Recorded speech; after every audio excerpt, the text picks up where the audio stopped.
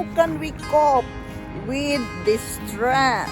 Hello guys, welcome to Untitled channel, and today's share is about coping our distress. Why? Because distress exists. Again guys, this is my share from my own life experiences and from my own readings. Most of it, I become mindful of what I am talking, of what I am sharing with you daily.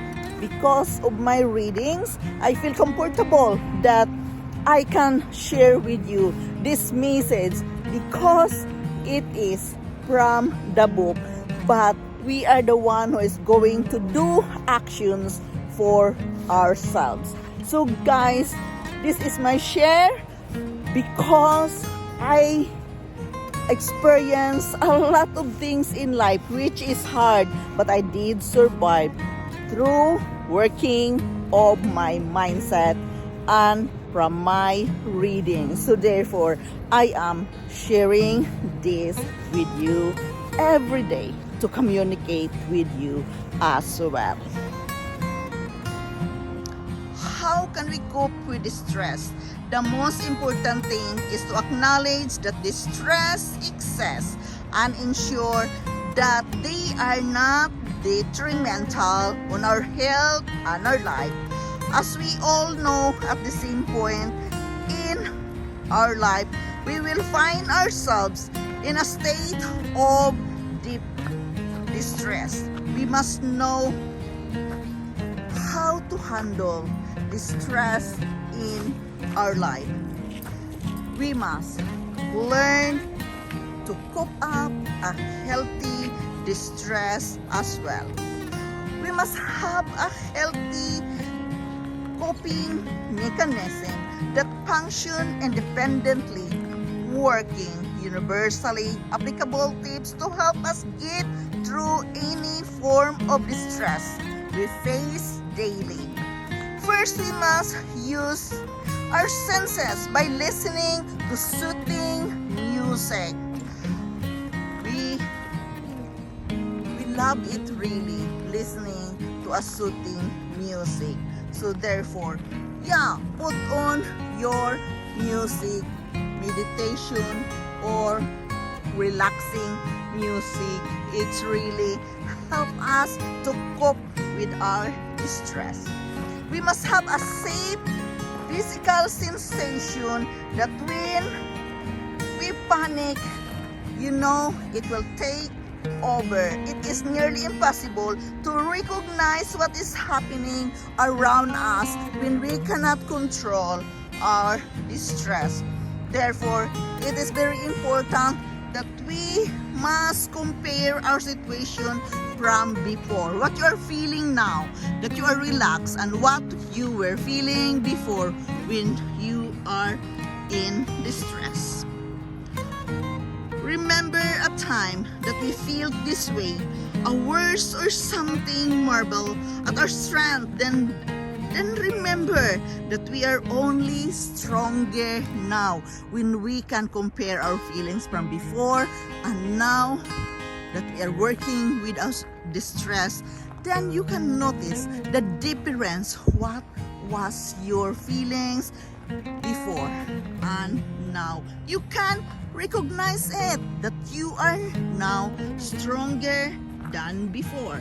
We must create competing emotions, that if we are feeling sad, watch a funny movie.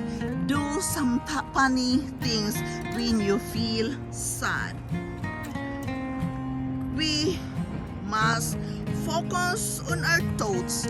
Create a positive mantra. A mantra is usually a good way to narrow our thoughts.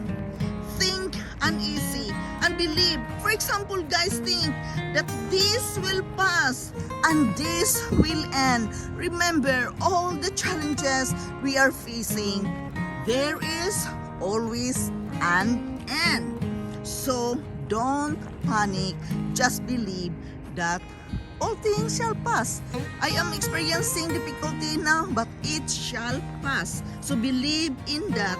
Therefore, it is very important that we can create a positive mantra. We must learn to burn our distress. We must know that these causes of distress are beyond our control and acknowledge this by writing it down what we really feeling. Again guys, the book is mentioning writing it down. It is very important that every day we can write it down what we really feeling. We must cope with the stress. We must have an activity. We must engage into something. And finally, we must contribute. Focus on something other than ourselves. For example, volunteering. It is very important that we can, offer yourself to volunteer into some other activities that can give you a positive feelings that can make you happy. And this thing is to volunteer to help someone.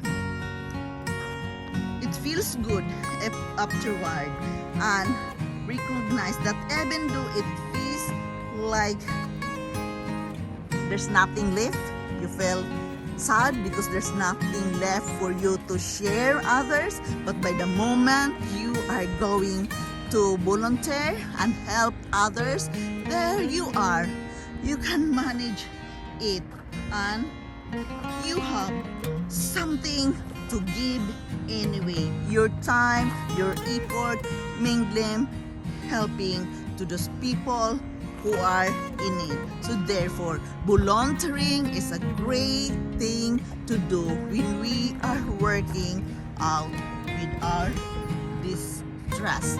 We must cope up our distress in a good way. This is how we can cope up with distress, guys. Do something with yourself that can make you happy. Go out for a movie. Look some movie which is funny. Some movies which is, very comedies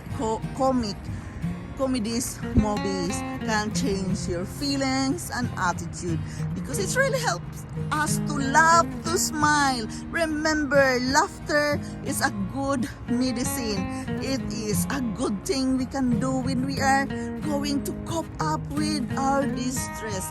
It is going to turn around your mindset by listening some soothing music and by looking a movie which is